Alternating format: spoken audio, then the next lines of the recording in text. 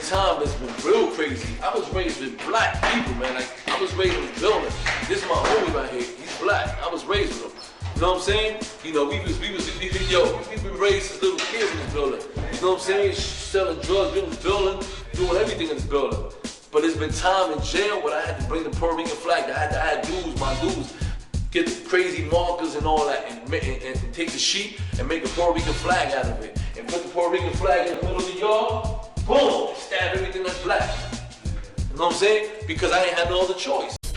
There was a lot of hype about OG Mac and what he was doing in jail.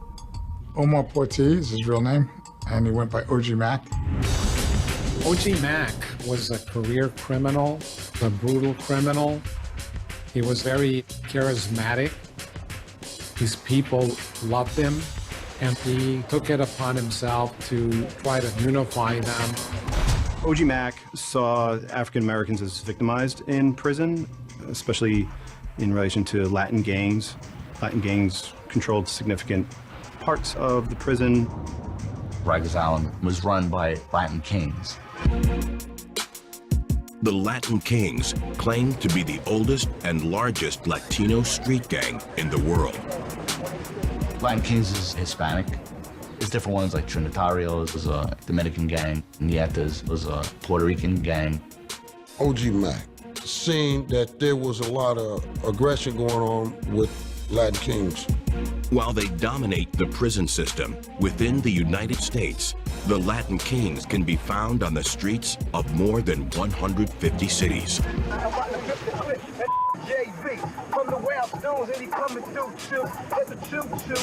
Omar Porti helped found United Blood Nation in 1993, in part to take on the Latin Kings.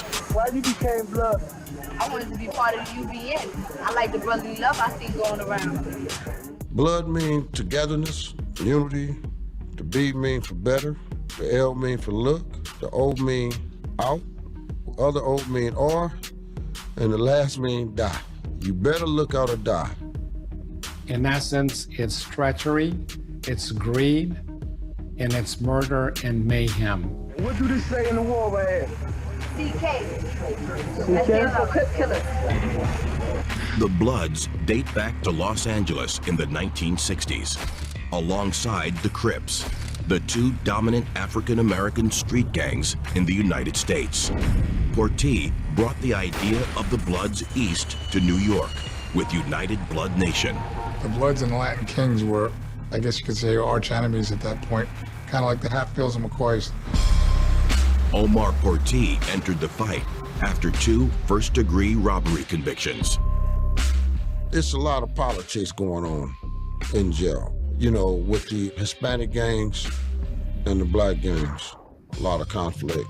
They just don't get along because they're from different races. OG Mac was able to get the blacks, organize them to offset the aggression by the Latin Kings. It was all different stories as to where he came from, and nobody really knew the actual truth as to what his background was. What we knew was that he was basically turning Rikers into a mess. He started by planting a flag and claiming territory for the UBN. OG Mac realized that one way to extend his power in Rikers Island was to commandeer the phone bank. Basically, no one was allowed to make calls because the Bloods were controlling the phones.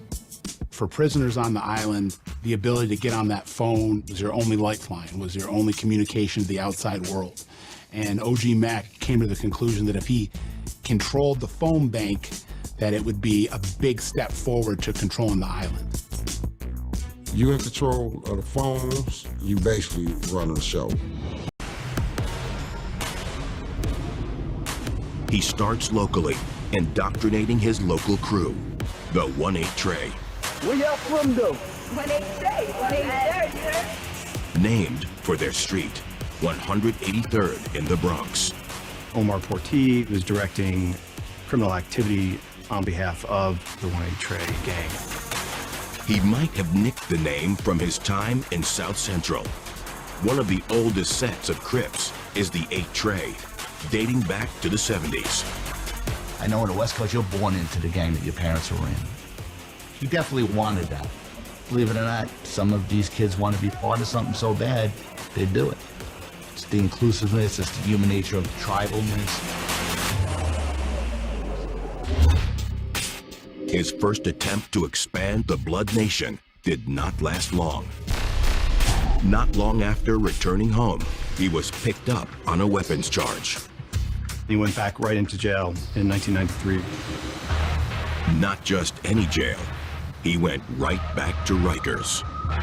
Portillo, when he's in Rikers, sees that Hispanic gangbanging culture had all kind of coalesced into the Latin Kings. They were kind of running the show. The Latin Kings had more people, had more strength in the prison for overtaking the black prisoners. The African-American gangs were more spread out and not unified. Portillo got together with a Brooklyn-based gangster, Leonard Deadeye McKenzie, and he convinced him that if we can take all of these individual African-American gangbangers and bring them under one umbrella, we can create a massive powerhouse of an entity. He took his experience from South Central, his desire to create an East Coast set of the Bloods, and built an empire within the walls of Rikers. He used that information saying, wait, this is how we really gonna do it. I'm out here, we doing it like this. And that's how the gangs in New York became associated with Blood. OG stands for Original Gangster. When OG Mac forms the United Blood Nation, they transform themselves from the prey to the predators.